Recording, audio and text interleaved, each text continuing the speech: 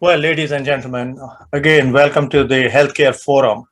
As you know that Healthcare Forum is a community service sponsored by the American Desi Society, also known as ADS.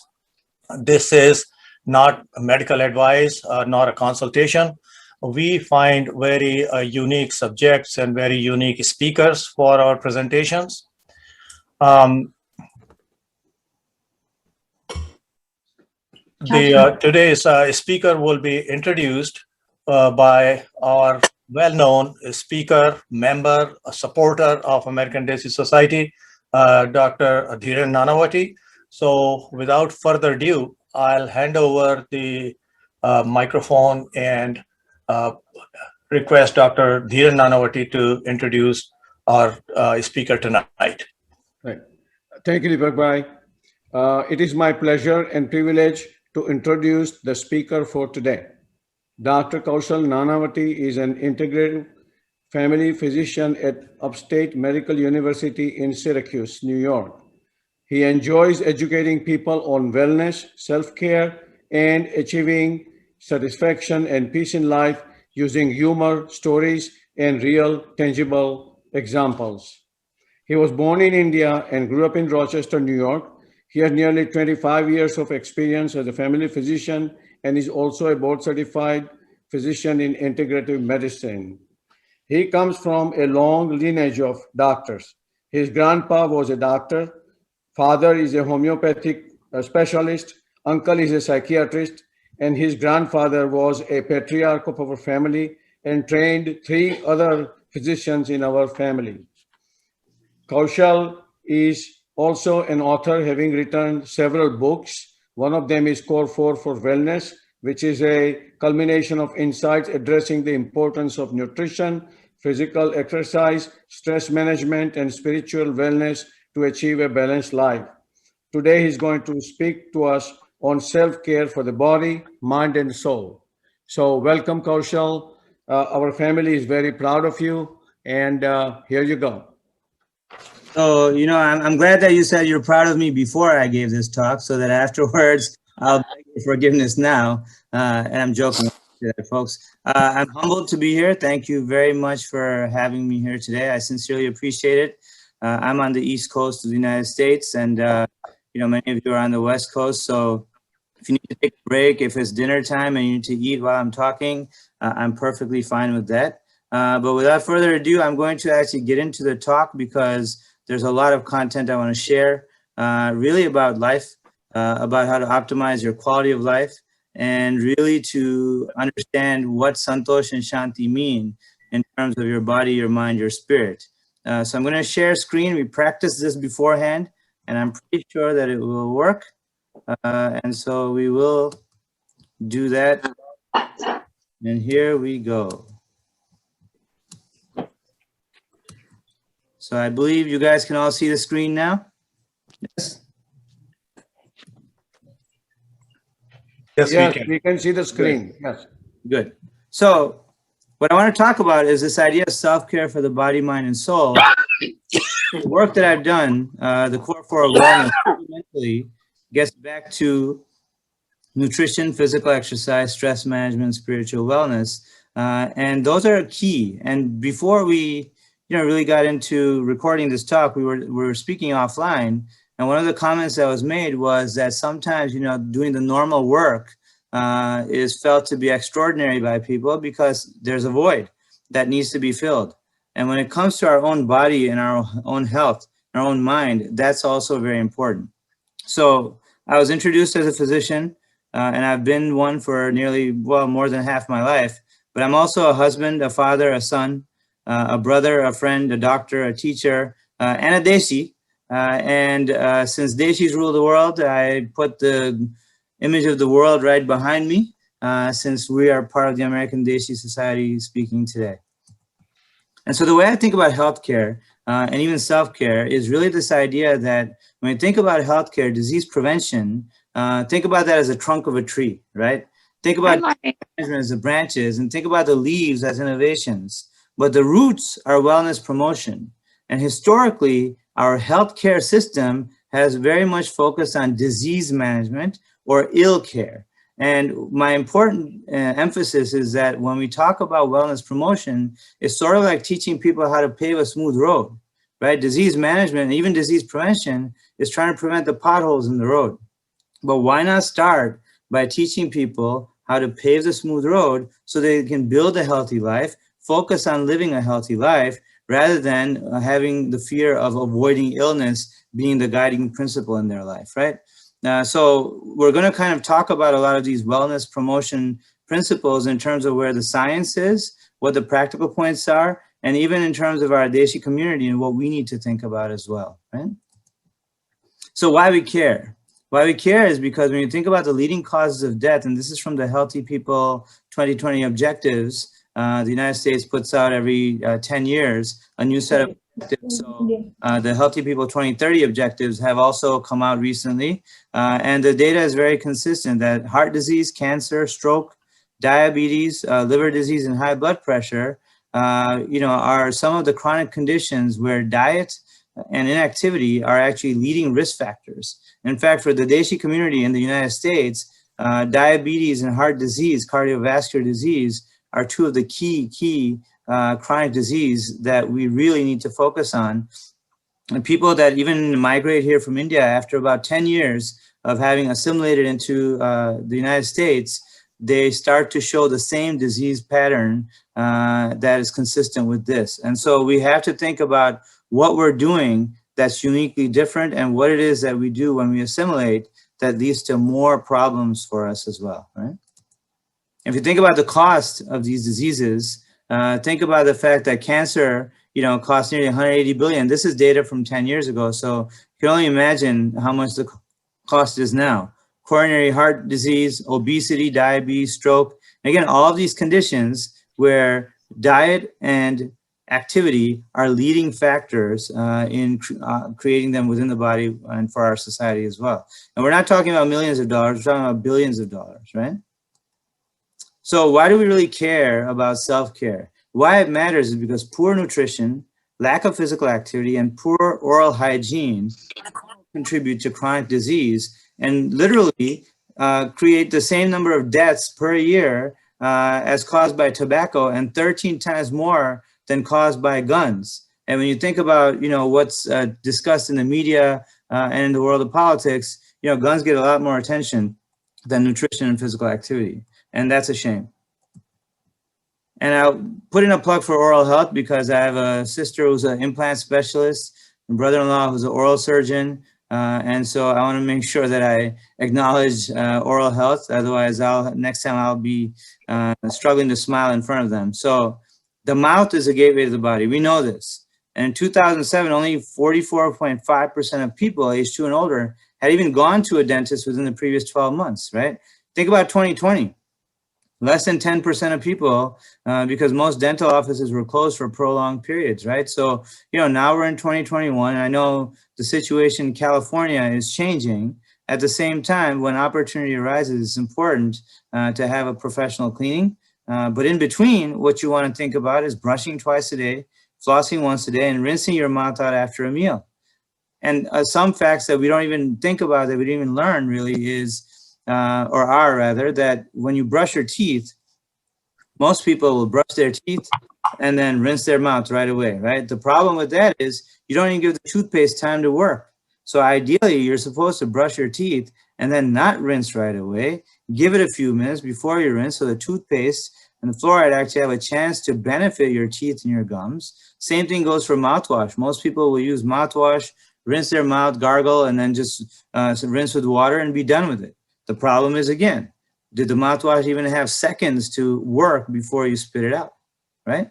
So fundamental basics actually make a big difference in the way in which we can benefit from the habits that, we're all engaging in and creating as well. Right? Fewer than 1 in 3 adults and even lower proportion of adolescents eat the recommended amounts of vegetables each day. Okay, and I'll tell you what that is in a couple of slides. And the majority of adults and adolescents do not get the recommended amount of physical activity.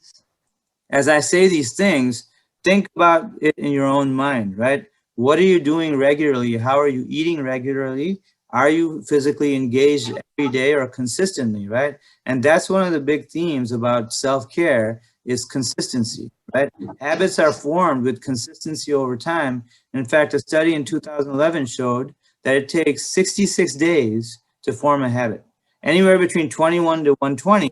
So on average, it's about 66 days or 9 to 10 weeks. So when you look at these 21-day programs, right, that's a lot of marketing hype, but that's not really great science. It's the minimum, but it's not actually the average for most people. So you have to think about prolonged consistency to actually bring about change, right? It's a real cost. Better nutrition could reduce the cost of heart disease, cancer, stroke, and diabetes by nearly 71 billion each year. And this was, again, Healthy People 2020 data. When you think about what it is now, you know, we're talking about a lot more. And this is money that can actually be redirected into society, into communities to get the basics for many people who lack them, right? So when we think about all this stuff and we, okay, so, all right, this is great, you know, Kaushal, that, you know, we want to change and you want us to change behaviors and stuff, but how do we change? So people change behavior for two reasons, right? Either the fear of the consequence is high enough, what we call the perceived threat, that they don't want that thing, right? A hot stove, you don't want to touch it because you could burn your hand, so you don't do that, you're afraid of it. Or the reward is perceived to be perceived benefit, right? And so some people are fear averse, some people are reward oriented, right? So what we do in healthcare oftentimes is ask people, when you've made changes in your life, has it been because you were afraid of a consequence, so you wanted to avoid it? Or do you usually, when you're at a fork in the road, make a decision based on the reward and you want it so badly that you're willing to do anything to embrace it, right? And so what ends up happening is, based on how a person thinks and how they approach it, even their self-talk can go in that direction. So if somebody is a cigarette smoker, right, of course, none of this, you know, presentation would be, right?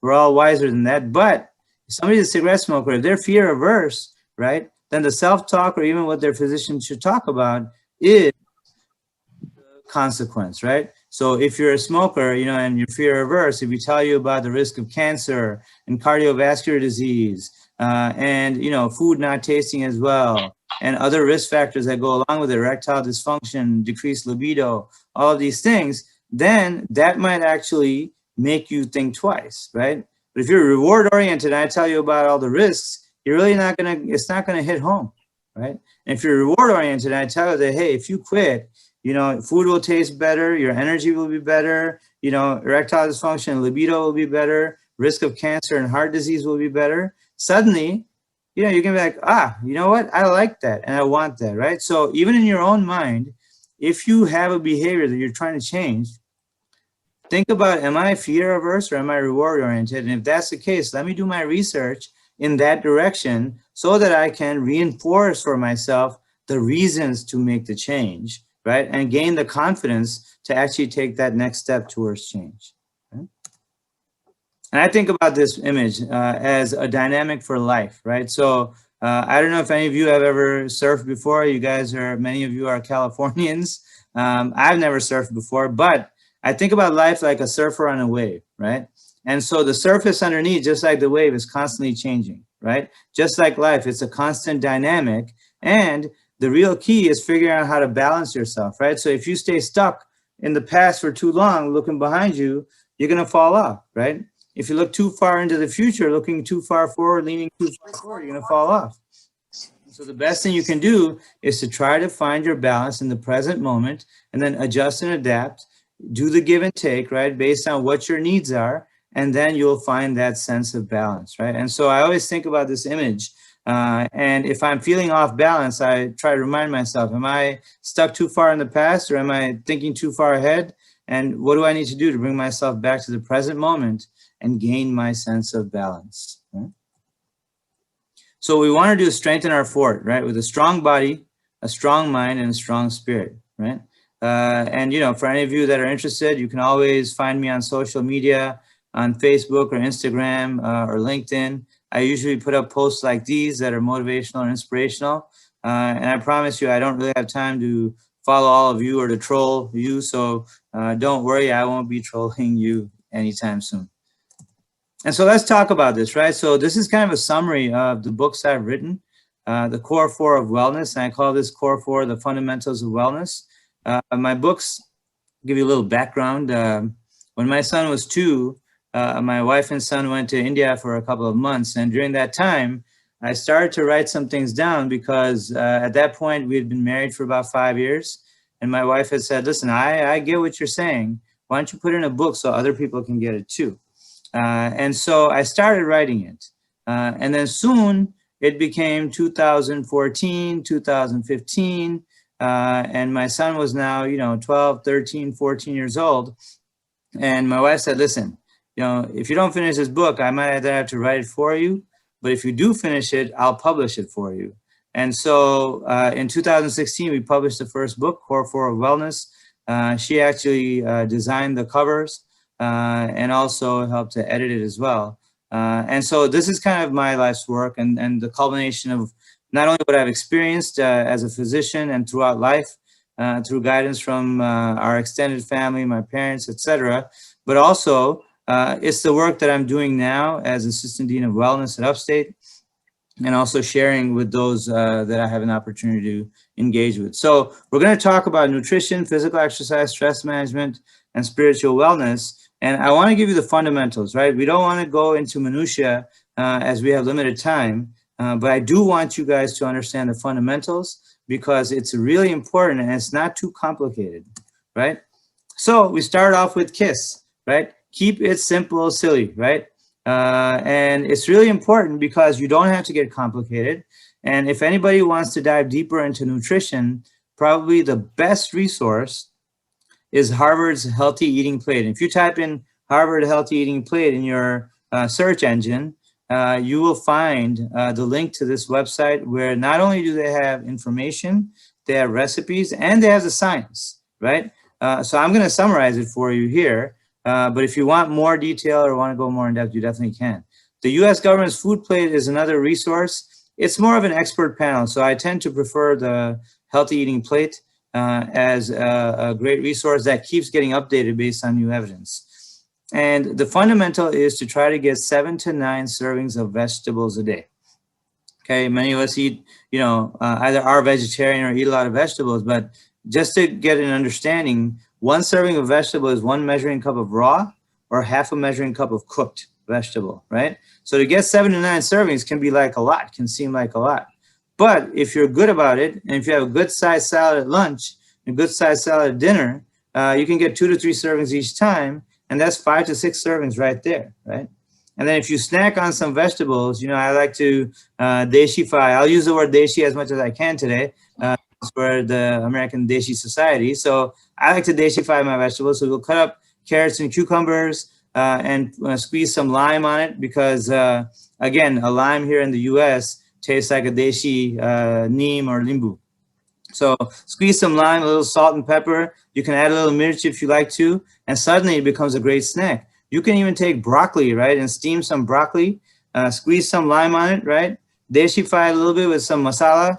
You can either use some haldi or turmeric with a little bit of coriander, cumin, or just some salt and pepper and lime, and that becomes a great side dish or a great snack. So you want to get creative. Even salads, get boring with the same dressing all the time. So if anybody likes hummus, what we'll do is just put hummus right in the salad, squeeze some lemon on it, and now we have a Middle Eastern feast, right? Or you can take the same salad, right? And I know in California, avocados are actually pretty cheap. I was just there a few weeks ago, and you can get like 9 avocados for $1, right? So what you can do is put some guac right in the salad with some lime, and you got a Latin fiesta, right? So getting creative is a wonderful way to do it. Have the base foundation as the vegetables, and then you can add different things, and that can taste very good as well. Remember, it's vegetables and fruit, not fruits and vegetables, right? So we always want to say it that way because it's more vegetables and less fruit, right? Fruits, 1 to 2 servings per day. A half a measuring cup of berries would be 1 serving, right? Or a banana or an apple or an orange would be a serving. So even watermelon, if you're going to have it, by the way, it's like, a half a measuring cup. So don't go crazy with that. When I was a kid once, I ate a whole watermelon. That was too many servings. And it's important to recognize this because Fruits have a lot of nutrient value, but they tend to be high in sugar. And if you're thinking about glycemic index or for diabetics, what fruit would be better? The berries generally are lower glycemic index, so you can have berries, and that would be an option, right? So that's important. Then we think about proteins, right? And proteins, the beans and the legumes, right? So the lentils, all of those things, dals, they're actually the best source of protein.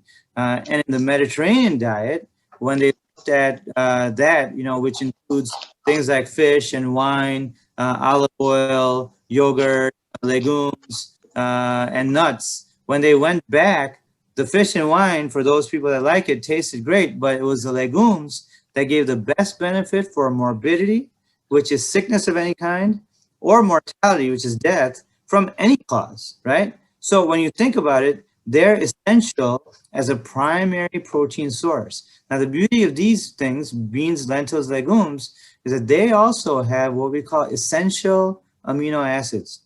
Amino acids are the building blocks for proteins, but essential means we don't have them in our body. We need them from those beans. The problem is they're locked, right? So how do you unlock them? You can unlock them with rice or even quinoa, which is why dal and chawal, or dal and rice and lentils and rice and those things, beans and rice, are things that are actually consumed all over the world, right? Why? How did different societies and cultures come upon this? Because that actually allows you to access things and nutrients, essential needed things that we don't have or make within our own body, right?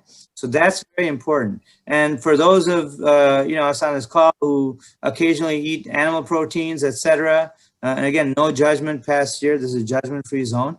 But for those that do eat it, fish, omega-3, right? Now, other sources of omega-3 include things like olive oil. They include things like walnuts, sunflower seeds, pumpkin seeds, chia seeds, flax seeds, right? So, and people that eat eggs are also a source. So if they're gonna have any kind of meat or animal protein, fish, turkey, chicken, kind of in that order, but you wanna try to minimize that. It's harder for us to digest. And I'll give you another example later on in terms of vegetarianism. Red meat, the recommendation by the Heart Association and the Cancer Society is that if you're going to have it, only once or twice a month. The problem with red meat is how it's prepared. So when red meat is cooked on high heat or charred, then or made well done, what happens is there's a chemical called dioxin that's formed, which has been associated with colon, bladder, and then in men, prostate cancer. And that's why we tend to not recommend that more than anything else. The other thing we know is that vegetarians, compared to meat eaters, live on average, according to one study, about 8 years longer, right? And have reduction of things like blood pressure and so cardiovascular disease risk as well. Vegans, on the other hand, live about the same as meat eaters, especially because oftentimes many vegans really struggle with getting proteins and healthy fats because that's a very restrictive diet and when not done appropriately. So you really have to be very careful about that. And then with processed meats of any kind, bacon, sausage, ham, you just have to say goodbye to those things. There's really no health benefit. Processed meats increase the risk of cancer by about 30%. So, definitely load up on the vegetables. They should be the primary foundation for most people. And when I say this, I'm going to give you a disclaimer, which is to say that the advice I'm giving is a great foundation to start from. But we all have different health conditions we experience over time. And people that have certain conditions where they either have food sensitivities or allergies or inflammatory bowel disease of different kind, Crohn's disease, ulcerative colitis, sometimes for them, things like raw vegetables can be a problem as well. And speaking of which, raw, cooked, and pickled, all of them are good, right? The recommendation would be to have about 80% raw, about 20% cooked, but pickled actually is very important to have in digestion because the pickling is acidity. And what happens is when we eat, our stomach generally, when we eat, after about 30 minutes, food starts to go into your colon or your intestine, small intestine. And so what happens is if you are eating food that's harder to digest, right? So insoluble fiber like lentils, moong, all of those things, and even the meats, within 30 minutes, some of it will start to go in the small intestine, but if it's not broken down well enough, you're not going to be able to get the nutrients out of it, right?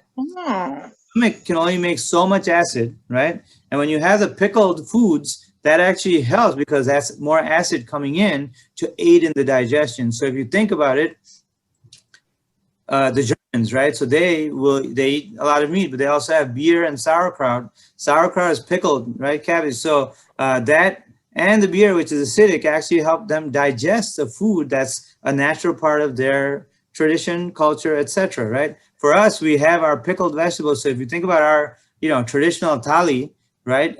For a vegetarian, you have your, salad or cucumber, as we call it. You have your cooked vegetables or sabji. Then you've got your pickled vegetables, right, which actually help to digest. You might have your moong or sprouts or things like that. And then that's also giving you fiber. Then you've got your yogurt, right, which actually is probiotic. And even if you have, lassi, is just yogurt and water with some cumin for digestion. Iranians have a similar drink, but they take yogurt, add club soda with some mint and a little bit of salt, and they call it doogh. Similar to what we would say in, Gujarati and Hindi, doodh, right? So, but they call it doogh, which is a yogurt type drink. Kefir is another type of drink that's a fermented drink that helps with digestion. So cultures around the world have actually figured it out generations ago. Civilizations have figured it out. And yet in our current context, we tend to mix and match or really eliminate a lot of things that really require balance in your meal. And that's important as well. So with food, what's important is portion, proportion, preparation, and timing, right? So with portion control, what's important is you actually want to have small portions, even of things that you may enjoy that aren't the healthiest, but keep small portions and live by the 90-10 rule. If you do it right 90% of the time, the 10% of your body can handle. But if you do it wrong 90% of the time, don't expect the 10% to save you, right? And, I give myself that out primarily because if we try to be perfect at 100%, oftentimes we struggle and then we start to judge ourselves and then start self-depreciating, right? When we want to actually self-appreciate and make the efforts, right? So that's important. With nuts, walnuts, and almonds, right? That's important. They actually help your healthy cholesterol, the HDL. The H stands for healthy. The LDL, the L is for lousy when you get your cholesterol readings. So you want your healthy cholesterol to go up, and walnuts, almonds, and exercise help it to go up, right? So that's important. And then hydration, water is your best drink. If you want a little flavor, squeeze in some lemon, some lime, right? We had a friend who took a pitcher of water, cut a half a lemon, half a lime, half orange, squeezed them in there. And with the other half, just sliced them up, put them in the pitcher and put it in the fridge. And the flavor just got better and better over time. So you can definitely get creative with that. The other thing I was mentioning with portion, proportion. So with proportion, you want half your plate to try to be vegetable and maybe a little bit of fruit. But if you can do that consistently, you'll be getting your proportion and portions of your vegetable throughout the day, right? And then preparation. So nothing fatty, greasy, or fried, right? Nothing fatty, greasy, or fried. I have to say this to Deshis because we have a lot of food that's very tasty, but oftentimes it ends up being fried. If you're, making sabji or anything like that and it's floating in the oil, that's a little too much. So we want to try to be as healthy as possible, right? And fried. Again, fried foods tend to trigger inflammation in the gut lining, and that can also be problematic. In terms of inflammation elsewhere in the body. We know about the gut-brain connection. If you have inflammation in your gut, those inflammatory markers can actually get through into the brain and trigger inflammation there as well. And so that's important to think about. So this is the Harvard Healthy Eating Plate, just for you to have a visual, an excellent resource. They have a fantastic website, and I encourage all of you to check that out.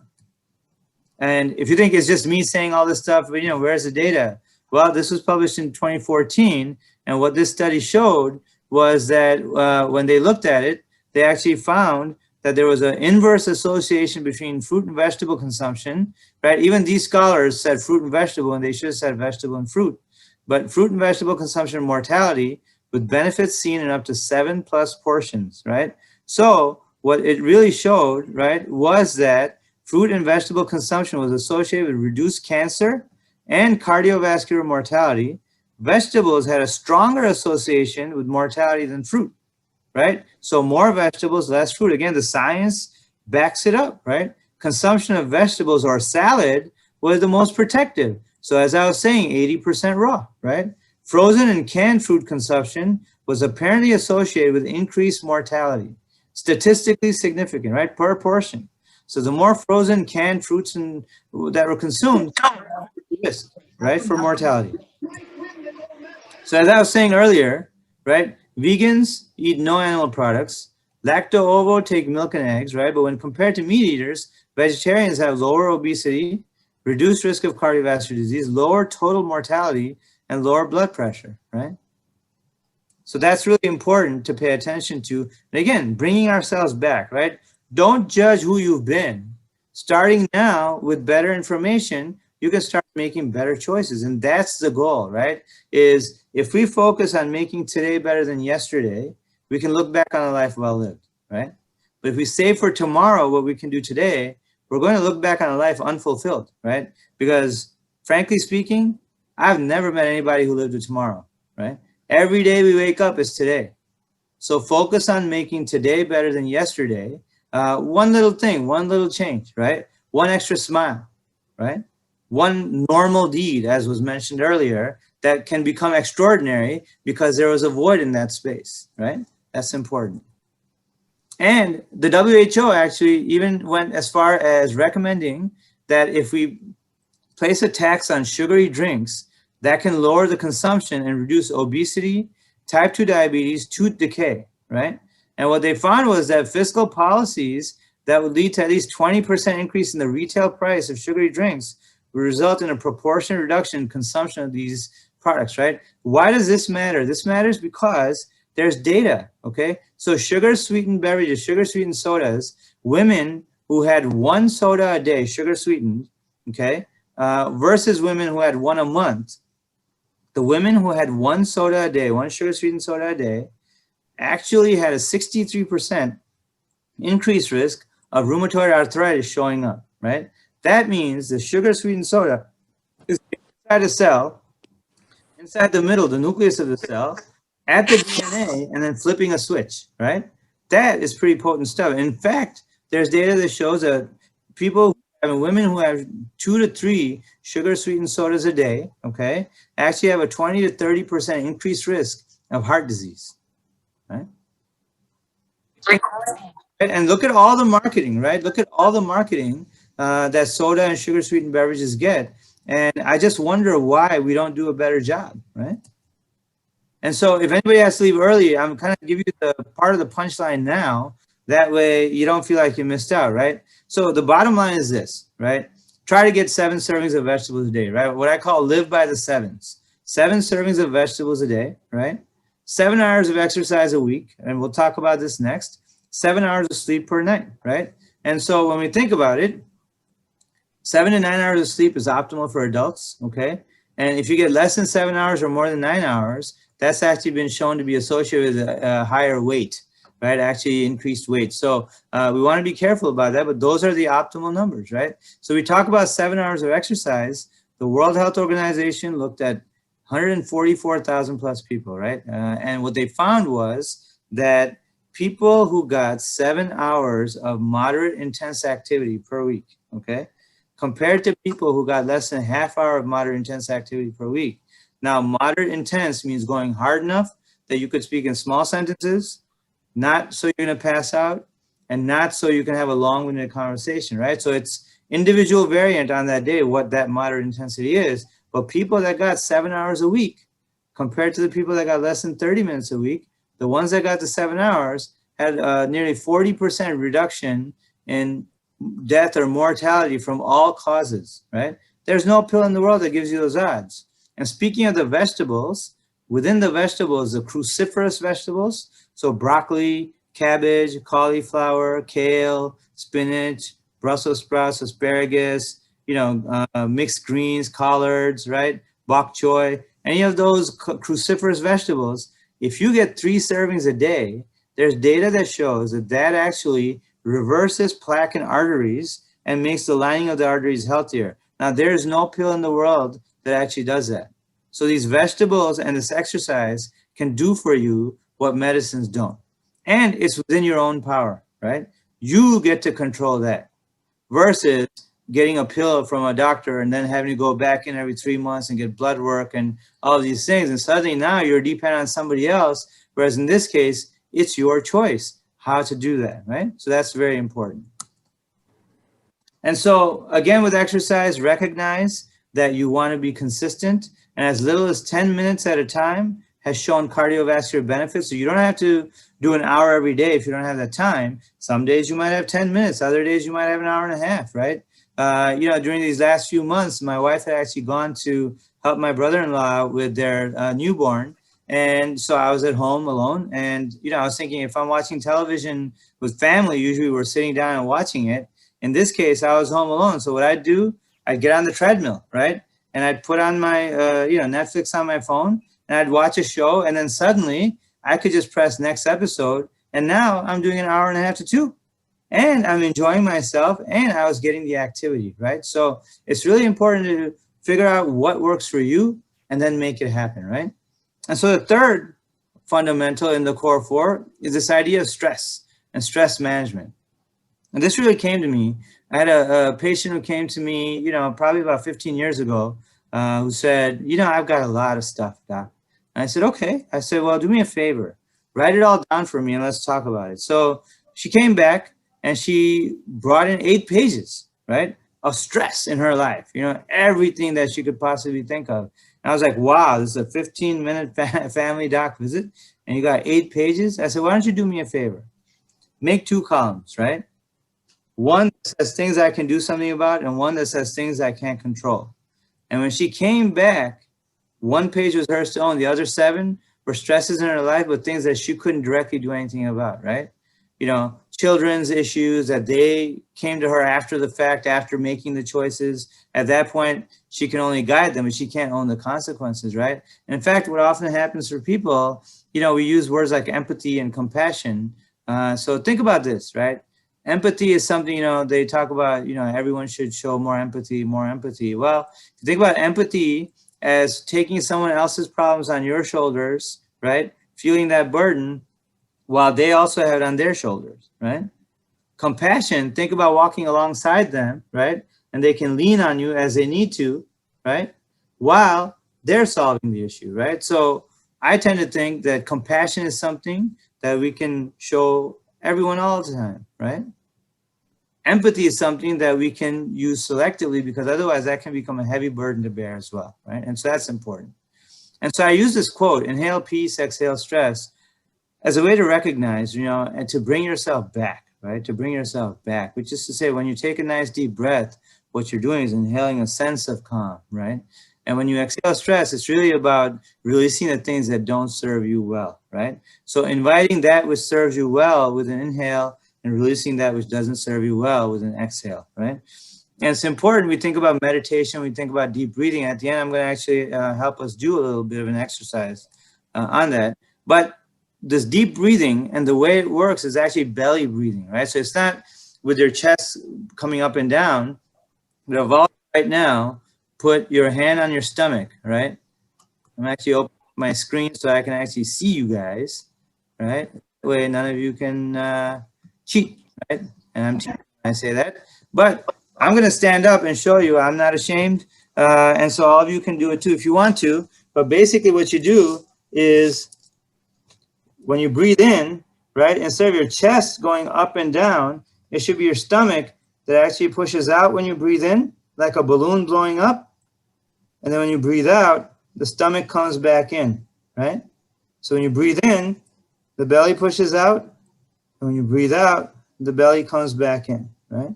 And the key is to breathe in slow and to breathe out even slower, right? And when you do that for 10 minutes, okay, and this was published in 2015. When you do that for 10 minutes, cortisol, the stress hormone, goes down.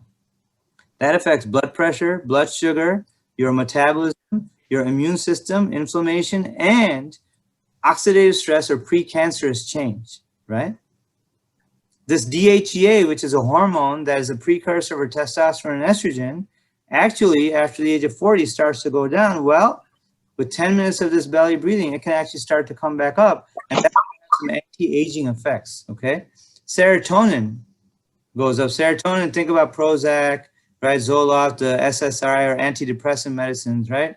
Well, serotonin goes up, and that actually has more receptors. So not only does it help your mood, it's got more receptors in the intestines and the gut, and it actually helps with gut motility, which impacts nutrient absorption and toxin release, right? And so it actually helps with enhancing your digestion, and that gets converted to melatonin, which many people use for sleep, but that actually has benefit for your immune system, okay? Dopamine goes up. So I always like to, tell people we can get you doped up just by breathing right? And that helps your mental calm. And then your fight, flight, or freeze response, adrenaline, right, actually starts to calm down. So the idea of doing something like this, 10 minutes in the morning, right, where you can set your intention for the day, and then 10 minutes at night to express gratitude for the day that was, is a great way to incorporate this into your daily routine. In fact, Harvard did a study for 8 weeks. And what the people did was they averaged 24 minutes at a time of this belly breathing. And while they did that, each week they took functional MRIs of their brain. What they found was at the end of 8 weeks, density in different parts of the brain actually had changed, right? The flow of the energy had changed in different parts of the brain, literally having a cellular impact just with breath. And so people say, well, yeah, but I can't do that stuff because I can't clear my mind. I've always got thoughts coming. And the beauty is, let the thoughts come. Like clouds in the sky, your thoughts come, you can stay with them for a little while, play with them for a little while, and then bring your mind back to the blue sky and let that thought pass, right? So some people do that. Other people will focus on one thing. So whenever their mind drifts, they keep bringing themselves back. Whenever it drifts, they keep coming. It could be a word, it could be a thought, it could be a person, it could be a feeling, any of those things, right? Gratitude, grace, acceptance, forgiveness, love, compassion, any of these things could be words that you keep coming back to. As your mind kind of goes in that chain of thoughts, you come back to that word, right? So those are easy ways to do it. You can stand, you can sit, you can lie down, you can walk. At the end of the day, it really is about that breath and the physiologic benefit it has. And clearly there are mantras and there are, asanas and things that people can do, which are enhancing to the meditative practice, but getting consistent with the fundamental, right? The basics, right? That's the key, right? That's the key. Consistency over time, right? So that true journey lies in finding peace within, right? And it's different for all of us. And the word peace means different things at different stages in our life, right? When I was a 1-year-old, it meant something different. When I was single, it meant something different. When my wife and I were a couple, it meant something different. Now we have a 19-year-old son, it means something different. And so the thing is, every so often you have to come back to this idea of contentment and peace and ask yourself, am I there, right? And over the next 5-year window, what does that look like? And if you take the time to think about it, you're more likely to achieve it. But if you kind of just go through life, just, not thinking about what that means, then you're just going to live your life, but you may or may not feel that sense of contentment, that sense of peace and or joy, right? And so we think about happiness as something different than peace, right? But it's an inside job. And I say this, and these are some of the posts that I put up, but there was actually a survey that people designed, and this is an amazing thing. What they found was when people had their happiness connected to something outside of themselves. So if I get this thing, I'll be happy, right? If my child gets into this college, I'll be happy. If I get this job, I'll be happy. If I do this, I'll be happy, right? Now, if you get it, you're happy. If you don't, you're not, right? And so you yo-yo through life when your happiness is hinged on something outside of yourself. These guys propose that there's something called a sense of durable plenitude, meaning I'm enough. And so what that means is that regardless of whether I get that thing or not, I am fine. I can handle whatever circumstance comes, right? So that the happiness is contained within. Now everything on the outside becomes the gravy or the bonus or the frosting on the cake, right? If I get it, great. But if not, you know what? My life is still sweet enough, right? And so that is actually a way in which we use words like resiliency, but it allows a person to maintain their sense of composure, contentment, and actual joy in their life as well, right? And so I call these circles of peace because peace really begins within, right? If you're not at peace, you can't have peace in any of your other relationships. And with these circles of peace, the way I've placed them, is self, then couplehood, right? Then children, then parents, then extended family and friends, and then everyone else. And it's really a list of priorities, right? And if any of the outer circles affect your inner peace, think about where your priorities lie, right? For most of us, work, right? The external, everyone else thing tends to actually take more weight in our life than it necessarily should, right?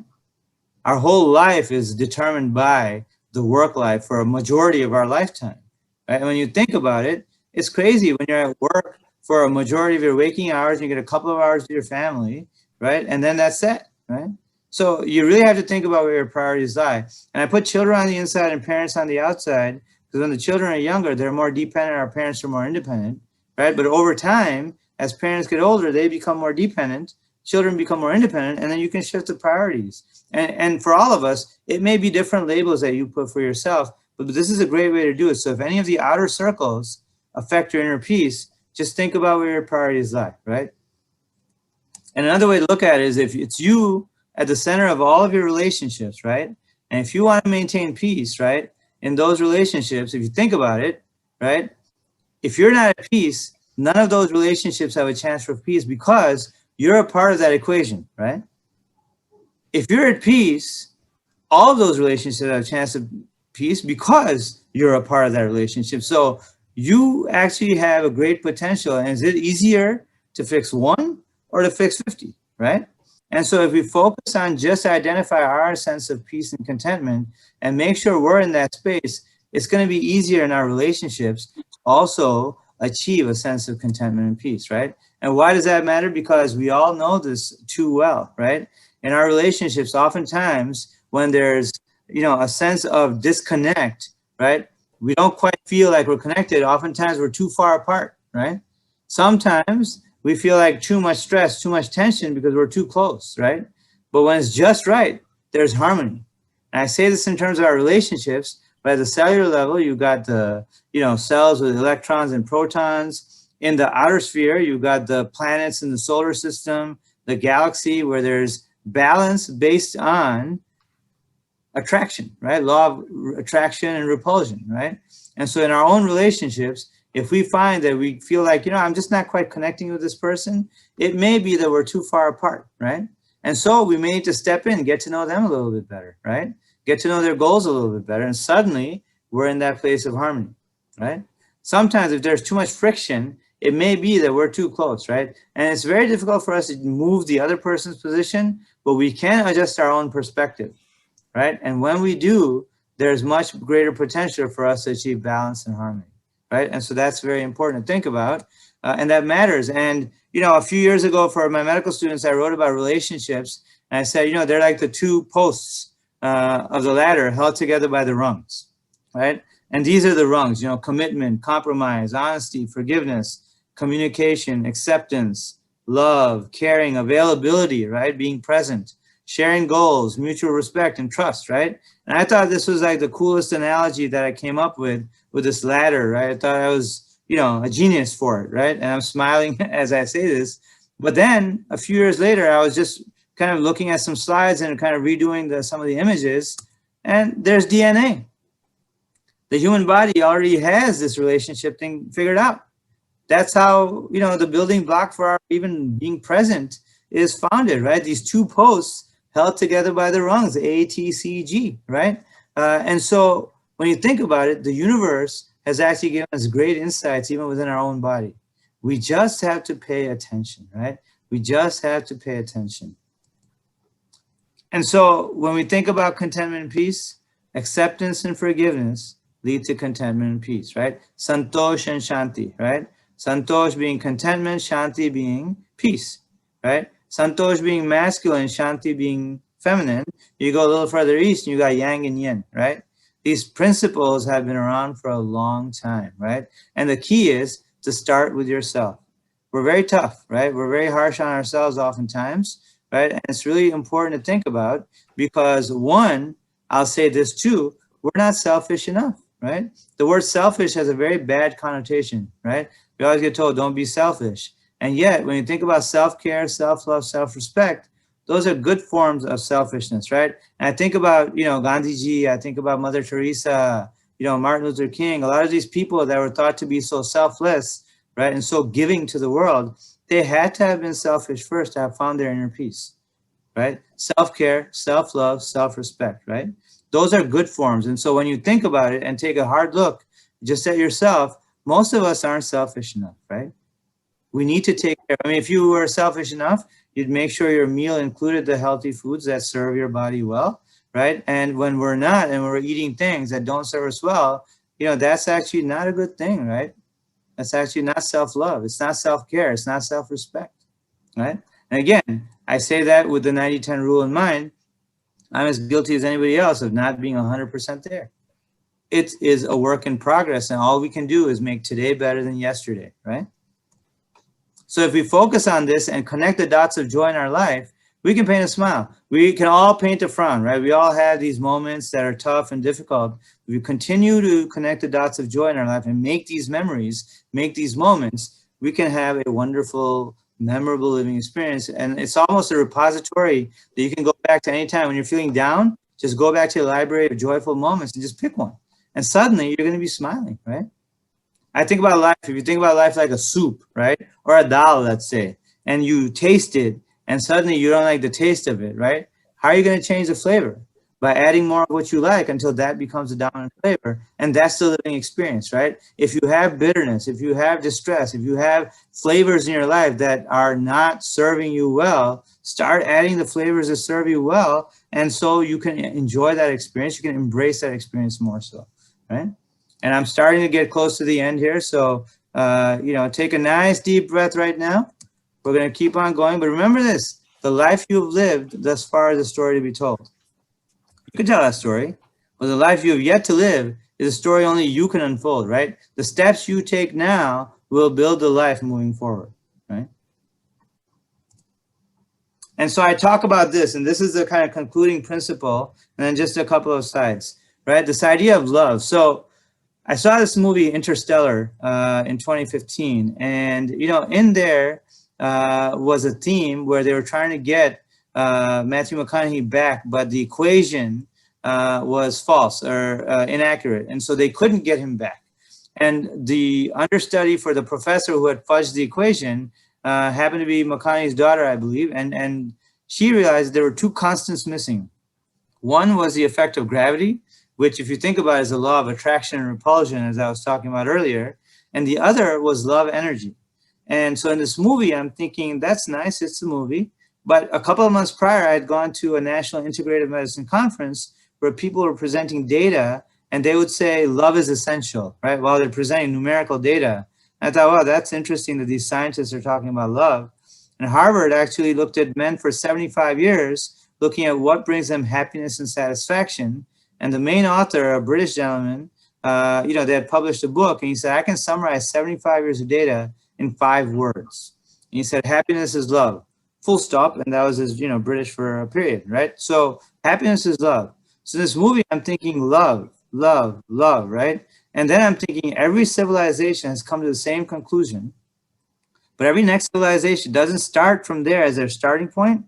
They want to go back and prove it for themselves.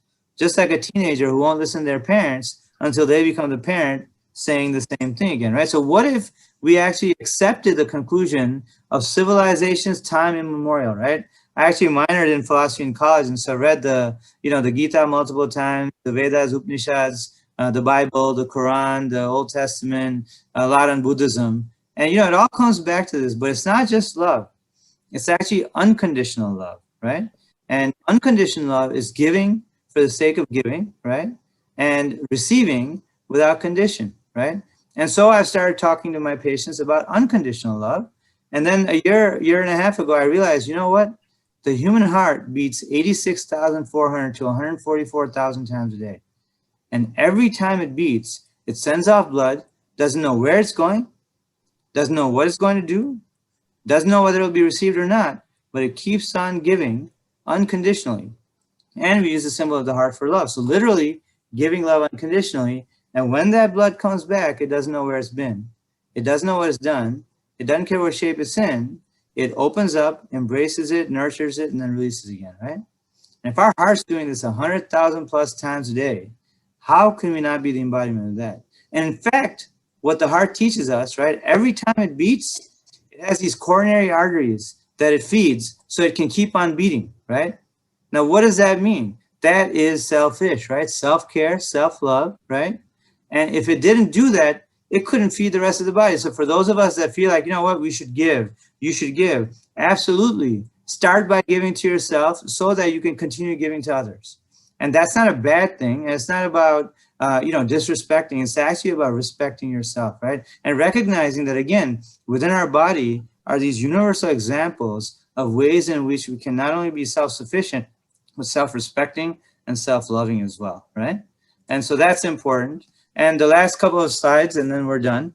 This slide I put on because if you look to the left, right, you see the water in a state of agitation. On the right, you see a state of calm.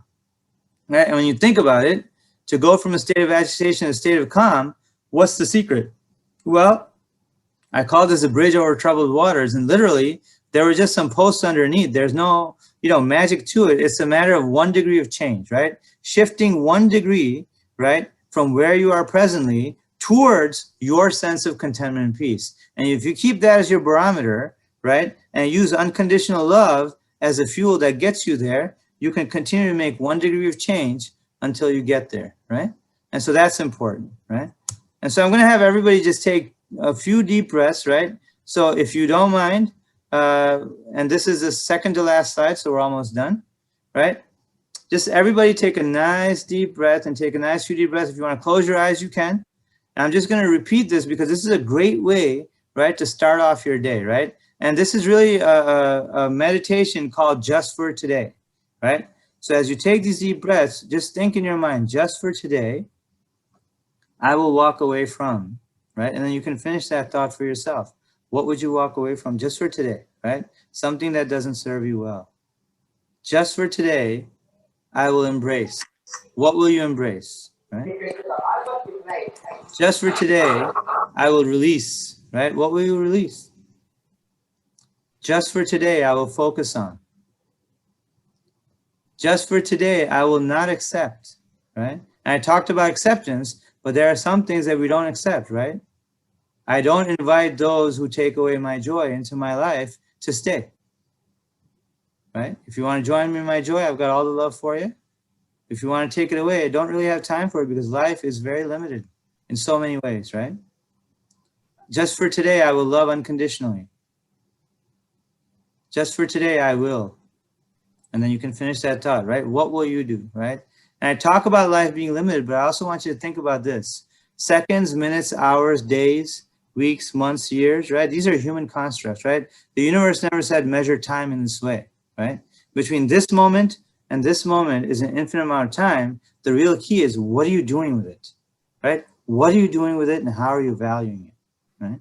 And when we come back to these thoughts and these fundamentals, we think about our physical body and what it needs, right? To optimize its sense of contentment and peace at the cellular level. It's those cruciferous vegetables and vegetables in general and the physical activity, right? When we think about our mind and coming back to what our mind needs, right? It's recognizing, right, what contentment and peace mean and what are the things I can do something about and what are the things I need to let go of that I don't control, right? And it comes to your spirit, right? It's recognizing unconditional love, right?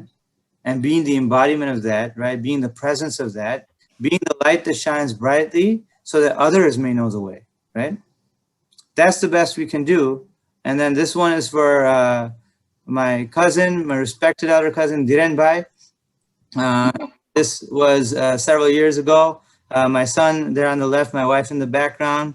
And yeah, I got a little basketball game still in me. So with this slide, I'm going to actually stop sharing the screen and happy to take any questions that people have. And again, I'm humbled to be in front of you and I thank you for your time. It calls for a round of applause from my audience. Thank you so much. Dr. Kaushal Nanavati, I don't know whatever it will sound like, but what a privilege and an honor to have you on the show tonight. Number one. Number two, again, I don't know what it's going to sound like, but it's not very easy to impress me when it comes to academics, and you knocked my socks off. Wonderful presentation. It's so beautiful. And we are very privileged and honored to have you on the show tonight. I'm going to ask people to ask their questions. We do have time tonight. He finished right on the dot. So thank you so much. But as people are, I do not see any questions on the chat box, but regardless, you can ask your questions on your microphones. Meanwhile, I have a couple of comments and a couple of questions to ask. Let me start with the question. I'll go in reverse order.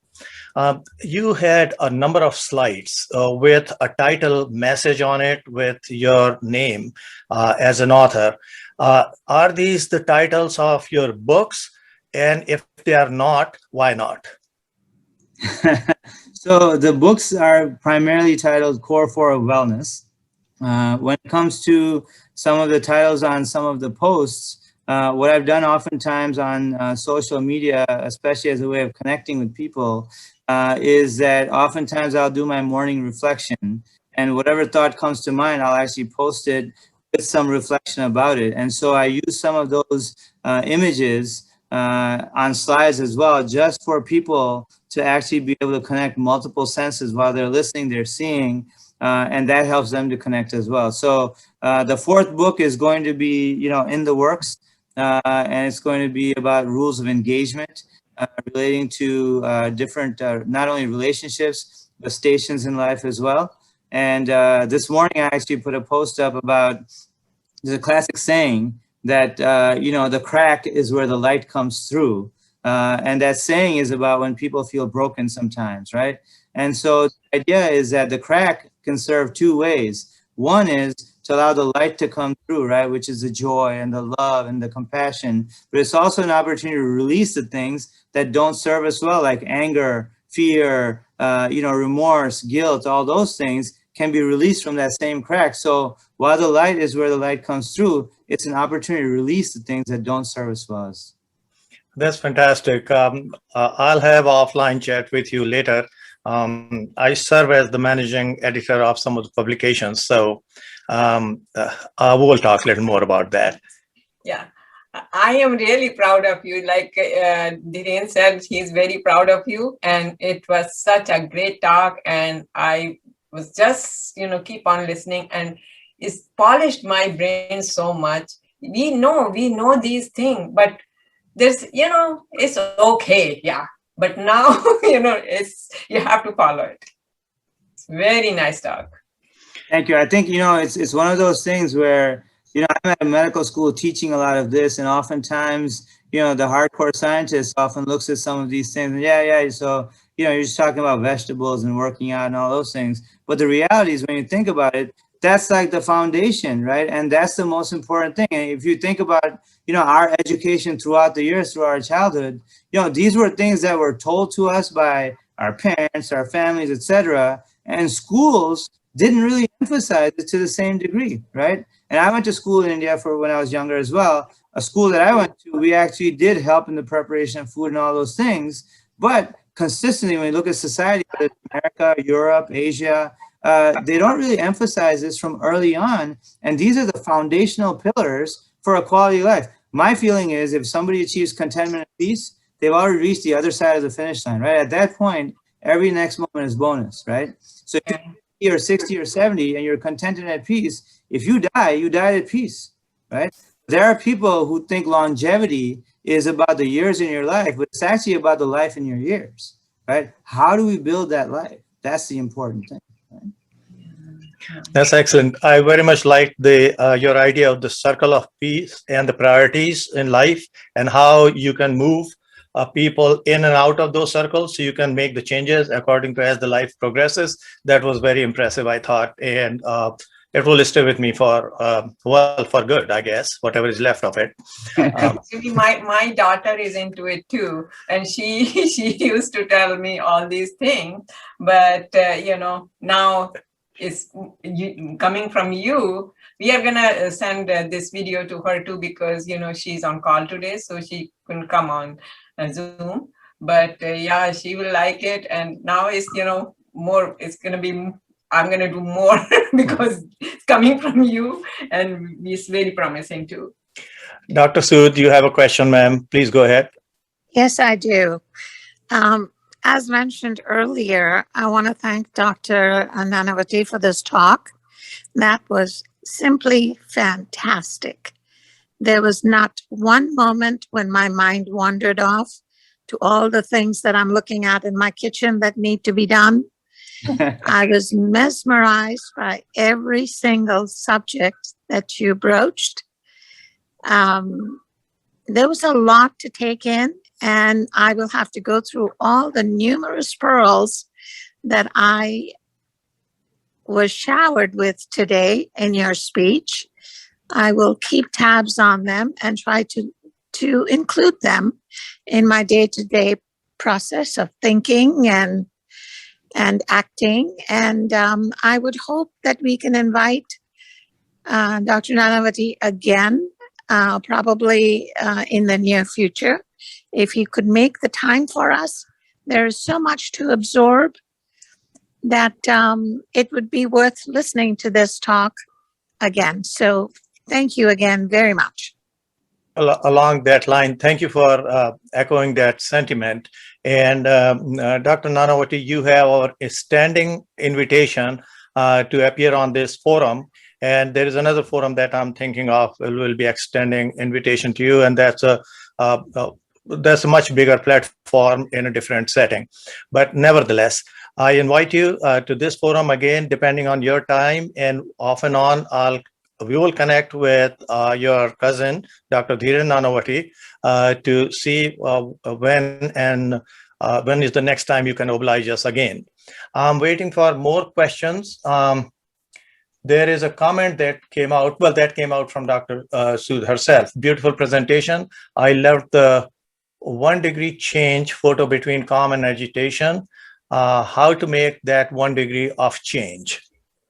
I think the thing there is really thinking about what does contentment and peace mean for you, right? So the real key is looking at where you are, and if you're not contented in peace, what does contentment and peace look like? And then between here and there, what's one thing you can do, right? One thing, and it may be deep breathing, right? Out of the core 4, it could be having 1 more serving of vegetables a day, right? It could be getting an extra half hour of walking in that day.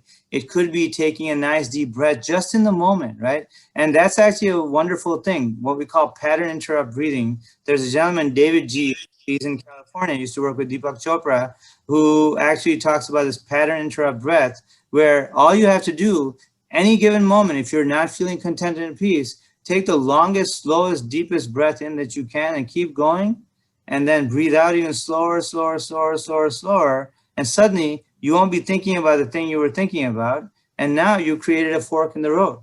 If you liked what you were thinking about, keep going, but if not, then now you use your opportunity to make a change, right? And that 1 degree of change alone can make it happen. So it doesn't have to be something that's earth-shattering.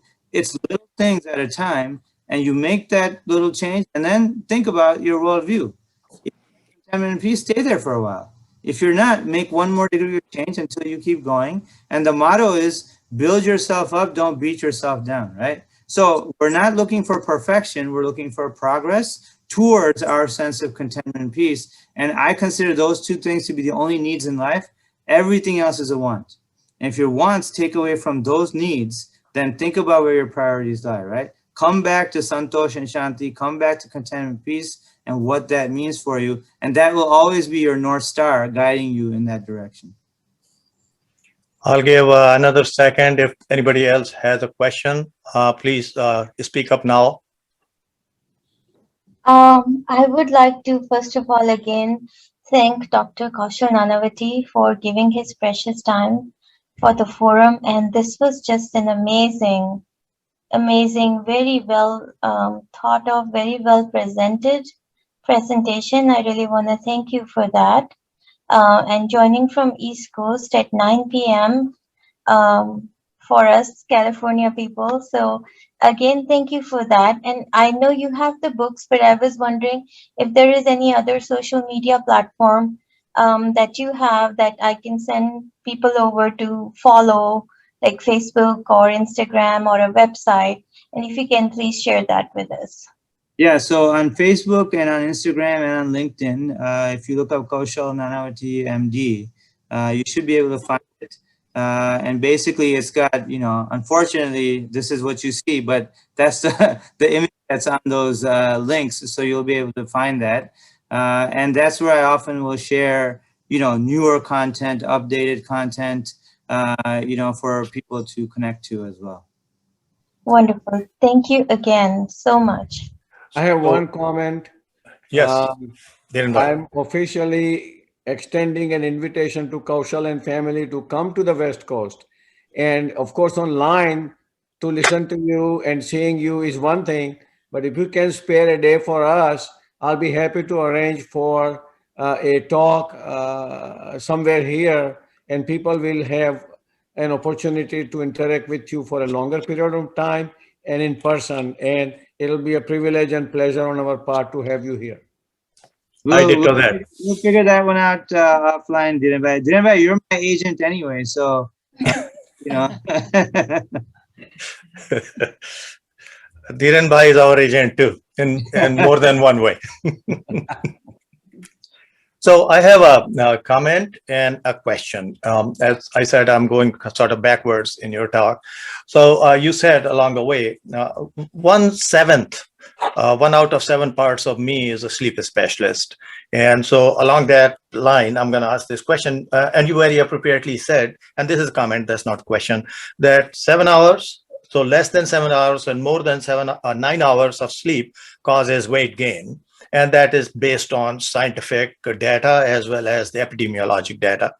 Also, I just wanted to add that less than 5 hours and more than 10 hours of sleep is actually associated with increased risk of mortality. For people who want to hear it in plain English, if you sleep less than 5 hours consistently, we are not talking about one night or a week, we are talking about consistently less than 5 hours or consistently more than 10 hours, that increases your risk of dying prematurely. And that prematurity could be based on many other factors, including genetics and so on. And it could be as early as 10 years before your time is up. So one has to be very, very careful about figuring out what is your best sleep time between this range of 7 to 9, and especially if you are going out of that range, because obesity itself is a major confounder in promoting early death. So that is something I wanted to bring up for our audience. But thank you for bringing up sleep as one of the pillars of life. And that's very, very important. The question I have is, you said something about the special diets, and there are a lot of people who believe in the special diets. Vegan is one example. I have nothing against any, so I'm just to clarify my question, I brought up vegan, but I call them special diets. What are some of the downside of being on special diets, according to you? So, and I'll kind of expand this a little bit. So when you talk about diets, right? So there's nutrition, right? And then there's diets, and then there's right? And so when you think about nutrition, the fundamentals are with the vegetables, and then beyond that, people do different things. But with special diets that people are doing for a particular thing. So when you think about the DASH diet, right, that Ornish kind of came up with, that's actually now gotten approved by Medicare to be covered. Institutions can pay some thousands of dollars to be designated as a, Ornish center or DASH center. That actually has shown benefit for cardiovascular disease, blood pressure, etc. When you talk about people that are doing fad diets for trying to lose weight, etc., keto comes to mind because a lot of people talk about keto diets. So American keto is a horrible thing because with American keto, what they tend to do is eat a lot of saturated fats and things like bacon and sausage and ham and all these things. Unfortunately, those tend to raise the cholesterol, and while people may lose weight, they're actually becoming unhealthier internally, right? Whereas there are healthy ways to do something like that, which is lower carbs, more healthy fats and healthy proteins. And that actually can benefit blood pressure, blood sugar, lipids, weight, and overall vitality, energy, etc. as well. So generally, healthy eating incorporates healthy fats, healthy proteins, some degree of carbs, but more the starchy carbs than the processed carbs, right? So, when we think about it, there are no bad food groups. Carbohydrates, fats, and proteins are all necessary, but within them, within each category are bad foods. And so, again, it comes back to choosing the right things, and that's important. There's also this thing called the blue zones, which are areas around the world where people more commonly live to be centenarians or 100 years old or older. And when you look at the blue zones, if you look up blue zone diets, people will get all kinds of information on that. But the fundamentals are very consistent with what we talked about today in that Harvard Healthy Eating Plate, which is whole foods, lots of vegetables, legumes, water, yogurt, fresh, right? Versus things that are frozen or in packages, etc. And so even for us here, where we have access to so much, rather than going to, a wholesale place where you buy a month's worth of food and have 2 freezers and refrigerators in the house, ideally, it's better to go grocery shopping 2 or 3 times a week, get the fresh produce and eat that, because you'll be much healthier in the process. Excellent. Thank you so much. There is a question from Ishan Arora. Any comments on future Dr. Ishan Arora? Any comments on caffeine intake? Sure. So caffeine is something where, and I'll give you the example, a cup of coffee, right? So 2 cups of 8 ounces of coffee in a 24-hour period raise your blood pressure by 5 to 10 points for the entire 24 hours. That's about a 2.5 to 5% increased risk of heart attack or stroke, right? So knowing that, the recommendations are not to go above 2 8-ounce cups of coffee. Now, tea tends to have less caffeine generally than coffee does, but it depends on what kind of tea you're having, right? So, if you have some kadak chai, right, some deshified, here, the word deshi comes back. If you have some deshified kadak chai where you steep it for a long time, just let it sit on that stove, boil and boil and boil. Now that's becoming more acidic, right? And it's becoming more strong, more concentrated. So that's going to have a higher degree of effect on your body as well, right? So that's important, that if you want to have tea, make sure you don't overcook it. Usually 4 or 5 minutes should be enough. You don't want to steep it for longer than that. But the key with caffeine is also that it does help with mental alertness. So people, future Dr. Ishan, as you're studying towards doctoring and you have all these hours of studying to do, having a little bit of caffeine actually does help you to focus and concentrate and stay alert better. So it's not the enemy, but it's the portion and proportion in your daily routine that makes the biggest difference, right? And thank you for that answer. Next question is from my role model, Dr. Kaushal Nanavati. He's asking, how about alcohol?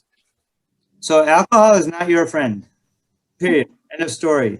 But actually the way it goes, right? So there, you hear these things about, well, red wine is supposed to be good for the heart. And, why can't I have red wine? I drink it. And people who don't drink it suddenly start, they go, oh, I heard red wine is good for you. So the thing is with red wine, what they said was for people that drink normally, if they're having it, 1 serving of red wine, right? 1 portion. And now it's actually men and women. It used to be 2 for men, 1 for women, probably because, there are a bunch of men around the table making those rules. So they give themselves, it's actually because of metabolism, but they actually came out with data that said 1 serving, even for men, if you already drink, 1 serving is the maximum per any given day. Even if you haven't drank for a month, that doesn't mean you can make up for that month in 1 day, right? That being said, for cancer risk, any sip of alcohol increases your risk of cancer, right? So you're not just your heart or cardiovascular system, you're the whole body, right? Now, I'm telling you, do I have a drink once in a while? I have had a drink once in a while. Do I drink every day? No, maybe a few times a year, okay? But do I know that it's a risk? Absolutely. Am I putting myself at risk? Absolutely.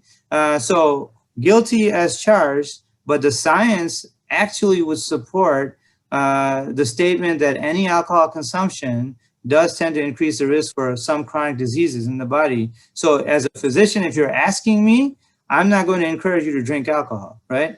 And everybody makes their own choice, but now that you're informed, you're going to make a more informed choice versus an ill-informed choice. In fact, with the wine, there was some data that said that in order to get the benefit of the resveratrol and the quercetin and all those things, you would have to have like 88 bottles of red wine a day to actually get the benefit that was in the studies, right?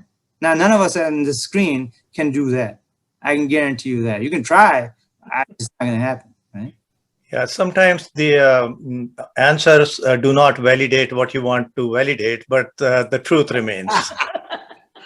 But Cabernet Sauvignon is not alcohol, right? Yes, yes. Anthony Gibbons? Yes. Yes. You know, on this, since you guys are on the West Coast, I'll give you a W, whatever. Yeah, exactly. So I would like to ask if anybody else has any questions in the audience, please speak up now. I see a number of people who are new guests. I welcome you all. And I also encourage you to continue to join our programs. We have 2 programs in the month.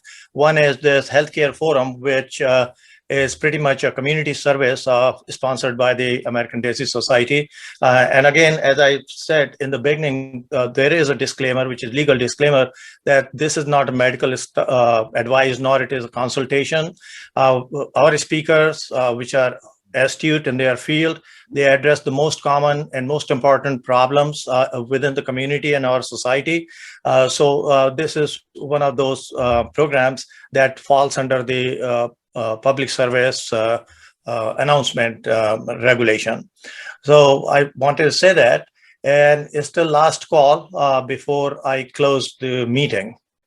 Well, I'll just say that several of the people on here are also my relatives as well, and respected elders, along with others in the group. I'm going to just give my pranams to everybody as well for taking the time. Some of them are also East Coast folks, so it might be past their bedtime, but it's a wonderful opportunity for all of us to connect in this forum. Definitely. What we will do is because we publish this on the YouTube. So once I conclude it and turn the recording off, you can stay and actually chat with the family. You stay online. There is no problem with that. I think.